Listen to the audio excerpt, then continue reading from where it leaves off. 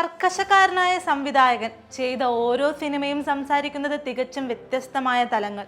സിനിമകൾക്ക് ഒന്നിനൊന്ന് യാതൊരു ബന്ധവുമില്ല. ഇതാണ് സംവിധായകൻ ഖാലിദ് റഹ്മാന്റെ രീതി.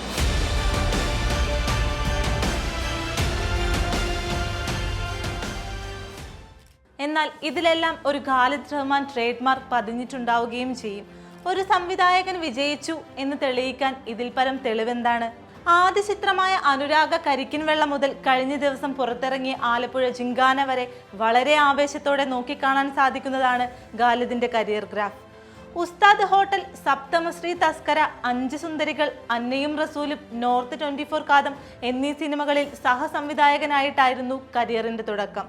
കാലാകാലങ്ങളായി കണ്ടുവരുന്ന സ്റ്റീരിയോടിപ്പിക്കൽ നായക സങ്കല്പങ്ങളെല്ലാം ഉൾക്കൊള്ളുന്ന കഥാപാത്രങ്ങളല്ല ഒരിക്കലും ഖാലിദിന്റെ നായകന്മാർ. അതിപ്പോൾ മെഗാസ്റ്റാർ മമ്മൂട്ടിയുടെ ഉണ്ടയിലെ SI മണികണ്ഠനായാലും യങ് സെൻസേഷൻ നസ്ലൻ ഗഫൂർ ആയാലും അങ്ങനെ തന്നെ.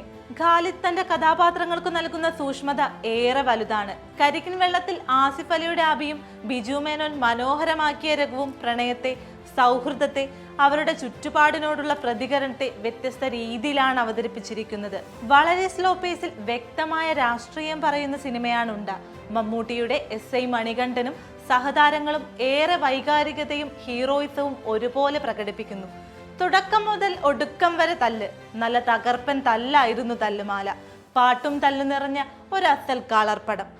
ടോവിനോ അവതരിപ്പിച്ച വസീം തികച്ചും ശരാശരിയായ ലക്ഷ്യബോധമില്ലാത്ത ഒരു സാധാരണ ചെറുപ്പക്കാരൻ. പിന്നീട് റഹ്മാന്റെ വരവ് മഞ്ഞുമലിലെ പ്രസാദ് ആയിട്ടായിരുന്നു. മഞ്ഞുമൽ ബോയ്സിലെ ശാന്തനായ ഡ്രൈവർ.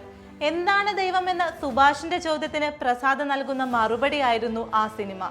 ഇപ്പോഴിതാ ആലപ്പുഴ ജിങ്കാനയിലൂടെ ഒരു പഞ്ചാര പഞ്ചുമായി എത്തിയിരിക്കുകയാണ് ഖാലിദ്. ഒരു സ്പോർട്ട് കോമഡി ജോണറിൽ കൗമാരക്കാരുടെ കഥ പറയുന്ന സിനിമയെ ഇതിനകം തന്നെ പ്രേക്ഷകർ ഏറ്റെടുത്തു കഴിഞ്ഞു. ഈ കാലഘട്ടത്തിലെ വ്യത്യസ്ത തലത്തിലുള്ള മനുഷ്യരെ അവതരിപ്പിക്കുന്നതിൽ ഖാലിദിന്റെ ശൈലി ജിങ്കാനയിലൂടെ വീണ്ടും തെളിയുന്നു.